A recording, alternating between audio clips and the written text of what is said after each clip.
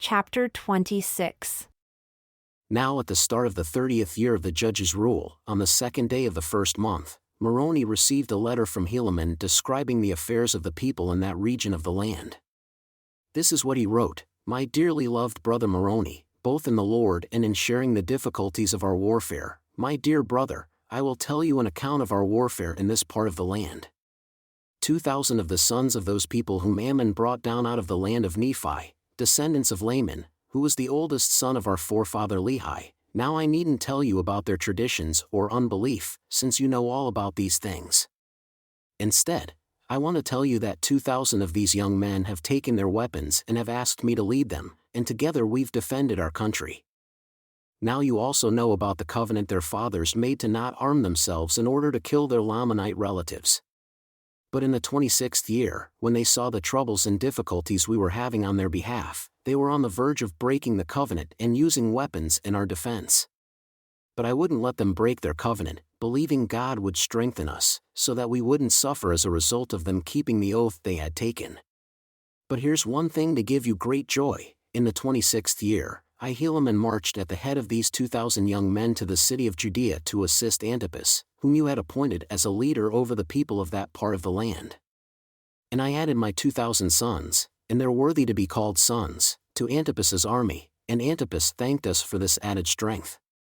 Indeed, his army had suffered many losses from the Lamanite because their overwhelming numbers had killed a great number of our men, and we have reason to mourn over this. Still, we may console ourselves knowing they've died in the cause of their country and their God, and are happy. Now the Lamanite held many prisoners, all of whom were chief captains, since they killed everyone else, and we think they're now in the land of Nephi, that is if they haven't already been killed. Now these are the cities that the Lamanites have taken that cost the lives of so many of our valiant men: the city of Manti, and the cities of Zeezrom, Cumenai, and Antipara. These were the cities they held when I arrived at the city of Judea. And I found Antipas and his men fortifying the city to the best of their ability. They were discouraged physically and spiritually, since they had fought valiantly by day and worked strenuously at night to maintain their cities. And so they had suffered great hardships of every kind. Now they were determined to conquer at this place or die. Therefore you can well imagine the little force I brought with me, those sons of mine, gave them a lot of hope and joy. Now when the Lamanites saw that Antipas had received added strength for his army, they were ordered by Amoron not to come against the city of Judea or against us to battle. So we were blessed by the Lord. Because if they had attacked us in this weak condition of ours, they might have destroyed our little army, but we were spared. They were ordered by Amoron to maintain those cities they had taken. And so ended the 26th year. At the start of the 27th year, we had prepared our city and ourselves for defense. Now we wanted the Lamanite to attack us, since we didn't want to try to attack them in their strongholds. We kept spies out on all sides to watch the Lamanite movements, so they couldn't pass us at night or by day to make an attack on our other cities, which were to the north. Because we knew that in those cities they weren't strong enough to defend against them. Therefore we wanted, if they passed us by, to attack them from behind, and so attacking from behind at the same time they were met in front, we thought we could defeat them. But our hopes were dashed. They didn't dare pass us by with their entire army, nor to pass us by with a part of it either, since they were afraid they wouldn't be strong enough and would suffer a defeat. They also didn't dare to march down against the city of Zarahemla, or dare to cross the head of the Sidon over to the city of Nephia. And so with their forces they were determined to defend the cities they had taken.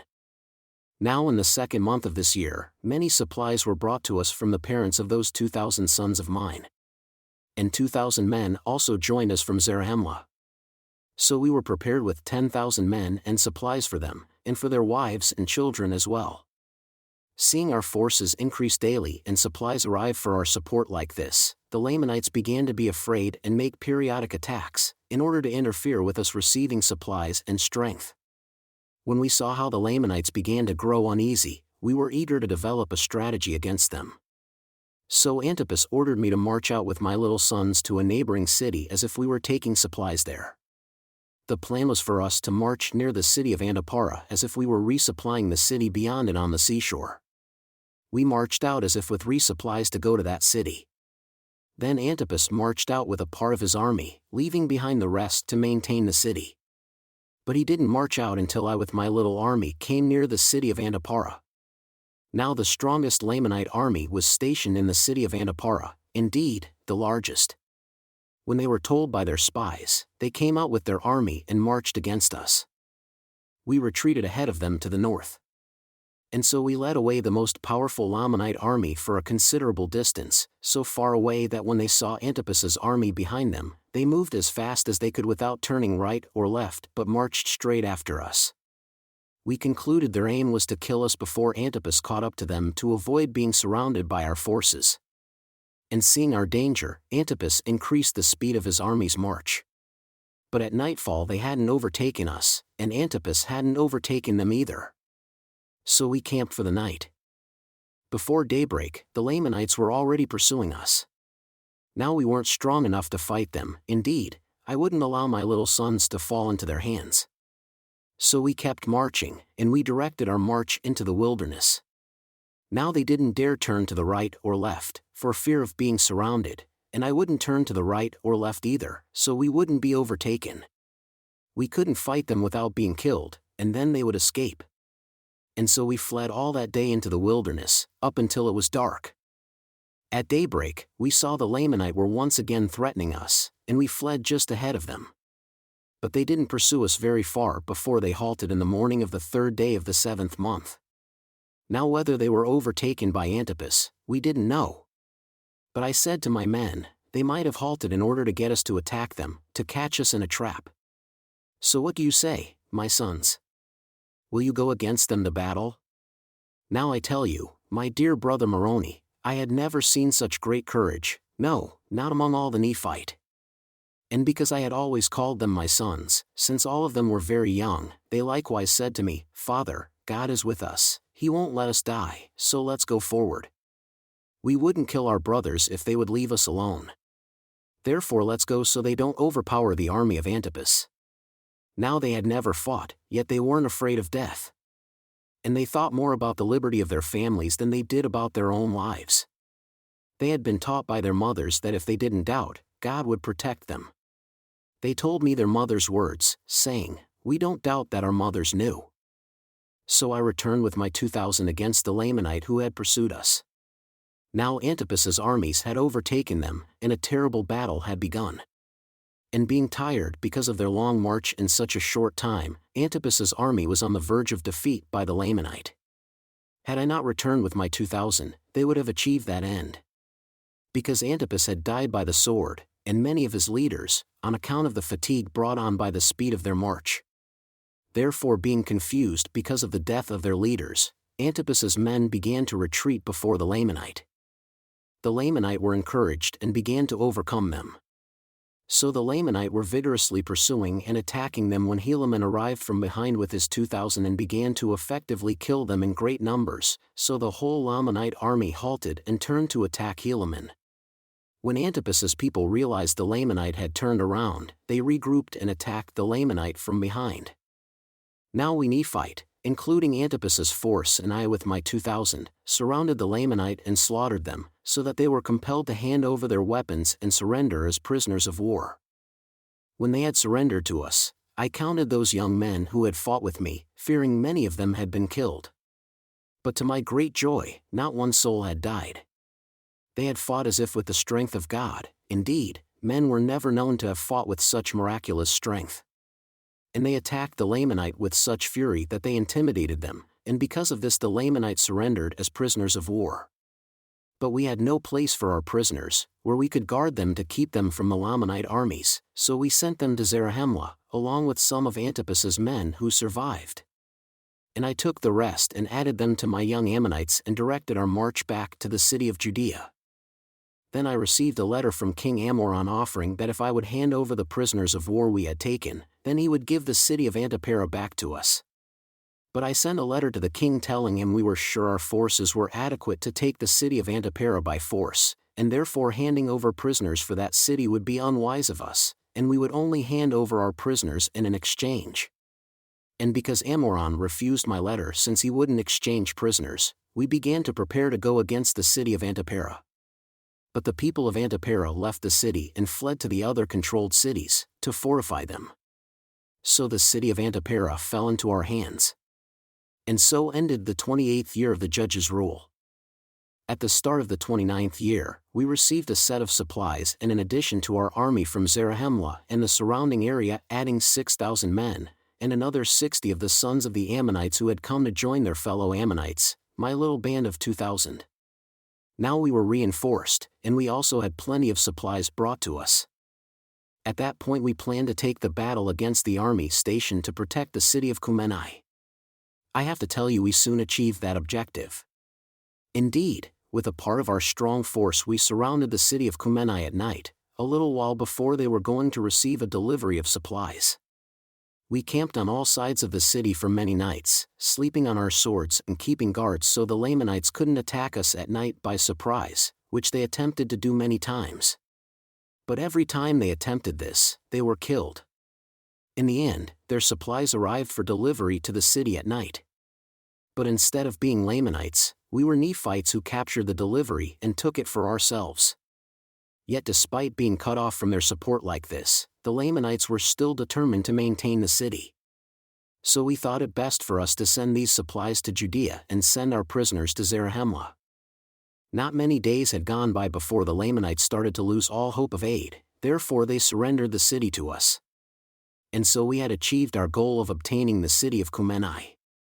But we had so many prisoners that despite our own huge numbers, we had to employ all our force guarding them or put them to death. Indeed, they would break out in great numbers and would fight with stones and clubs, or with whatever they could get their hands on, so we had to kill more than 2,000 of them after they had surrendered as prisoners of war. Therefore we had to either put an end to their lives or guard them sword in hand down to Zarahemla. Moreover, our supplies were only enough for our own people, despite what we had taken from the Lamanites. Now in these crucial circumstances it became a very serious matter to make a decision regarding those prisoners of war. Nevertheless, we decided to send them down to Zarahemla. So we chose some of our men and gave them responsibility over our prisoners to take them to Zarahemla. But they came back the very next day. Now we didn't ask them about the prisoners, since the Lamanites were closing in on us, and they returned just in time to save us from being overtaken. For Amoron had sent fresh supplies and large reinforcements for their support. The men we sent with the prisoners arrived just at the right time to stop them as they were beginning to overpower us. But my little band of 2,060 fought most desperately. Indeed, they were resolute before the Lamanites and delivered death to any who fought them. As the rest of our army was about to give way before the Lamanites, these 2,060 were firm and undaunted. And they obeyed and took care to strictly perform every word of command. Everything happened to them according to their faith. I remembered the words they told me their mothers had taught them. Now it was these sons of mine together with the men chosen to transport the prisoners to whom we owe this great victory, because they were the ones who defeated the Lamanites. Therefore they were driven back to the city of Manti. And we held on to our city of Kumenai and weren't all killed by the sword. However, we had suffered great loss. After the Lamanite fled, I immediately gave orders for my wounded men to be separated and recovered from the dead lying on the ground, and to have their wounds treated. There were 200 out of my 2,060 who had fainted from blood loss. Nevertheless, according to God's goodness and to our great astonishment and the joy of our whole army, not one of them died. But there wasn't a single one of them who hadn't received many wounds. Now their preservation was astonishing to our entire army. They were all spared while 1,000 of our fellow soldiers were killed. And we rightly ascribe it to God's miraculous power because of their great faith in what they had been taught to believe, that there was a just God, and that whoever didn't doubt would be kept safe by His miraculous power. Now this was the faith of these men I'm telling you about. They are young and their minds are firm, and they put their trust in God continually. Now after we had taken care of our wounded men and buried our dead and the many dead Lamanites, we asked Gid about the prisoners they had set out with for Zarahemla. Now Gid was the chief captain over the company appointed to guard them down to that land. Gid told me, we set out to go down to Zarahemla with our prisoners. And we met the spies of our armies, who had been watching the Lamanite camp.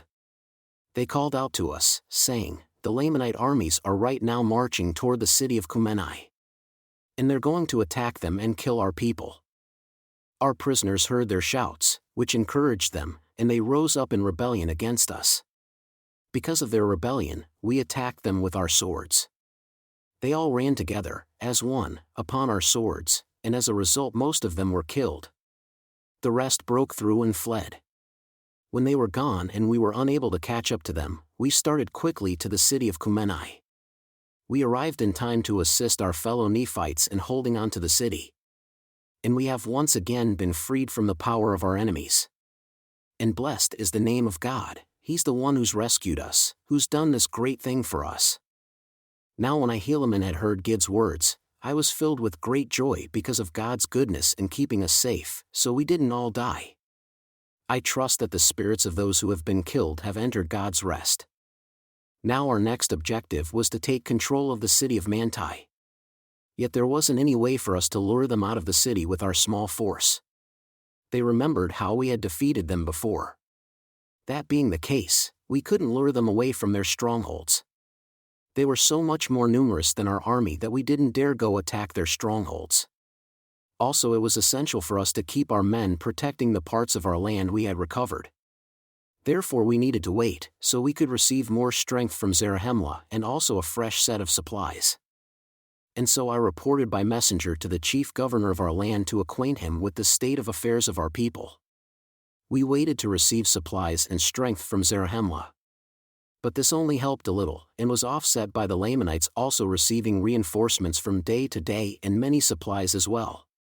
These were our circumstances at this time.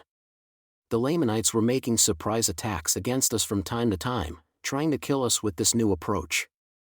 However, we couldn't really engage them in a battle because of their protected strongholds. We were left in these difficult circumstances for many months, until we were about to starve for lack of food. Eventually we received food brought to us under guard by an army of 2,000 men who came to join us. This limited assistance was all we received to defend ourselves and our country against an almost innumerable enemy. Now we didn't understand what caused these difficulties we faced, or the reason why they didn't send us more strength. Therefore it troubled us and we were afraid God's judgments might fall upon our land and let us be overthrown and completely destroyed. Therefore we poured out our souls in prayer to God that He would strengthen us and rescue us from our enemies, and give us strength so we could maintain our cities, lands, and property to save our people. The Lord our God gave us assurances He would liberate us, speaking peace to our souls, giving us renewed faith, and letting us look forward to Him liberating us. We were satisfied with the small force we received and were firmly resolved to defeat our enemies and to maintain our lands and possessions and our wives and children and our liberty. And so we went with all our strength to battle the Lamanites in the city of Manti. We pitched our tents beside the wilderness near the city. On the following day, when the Lamanites saw we camped beside the wilderness near the city, they sent spies to count the number and estimate the strength of our army. When they saw we were few in number, and fearing we would intercept their supplies unless they came out to fight and kill us, and believing they could easily kill us with their much larger armies, therefore they prepared to attack. When we saw they were preparing to attack, I had Gid, with a few chosen men, hide on the right flank in the wilderness. I also had Tiamner, with a few chosen men, hide on the left flank. When they were in place, I remained with the rest of my army in the same place where we originally camped, waiting for the Lamanites to attack. The Lamanites came out in their strength against us. When they arrived and were about to attack us with their swords, I had those men who were with me retreat into the wilderness. The Lamanites quickly chased us, since they needed to catch up to us so they could kill us. Therefore they followed us into the wilderness. And we passed between Gid and Tiamner's men, who went unnoticed by the Lamanites. When the Lamanites passed, meaning the army had passed by, Gid and Tiamner emerged from their hiding places and killed their lookouts, to prevent any Lamanite messengers from sending word, thereby preventing a retreat to the city. After cutting them off, they ran to the city and attacked the guards left to guard the city, killing them and taking the city. Now this was accomplished because the Lamanites sent their whole army, except for only a few guards, after our decoy into the wilderness. And by means of this, Gid and Tiamner had taken their stronghold. Then, after having traveled a great deal in the wilderness, we changed our course toward Zarahemla. When the Lamanites saw they were marching toward Zarahemla, they were very afraid our plan was to lure them to their destruction.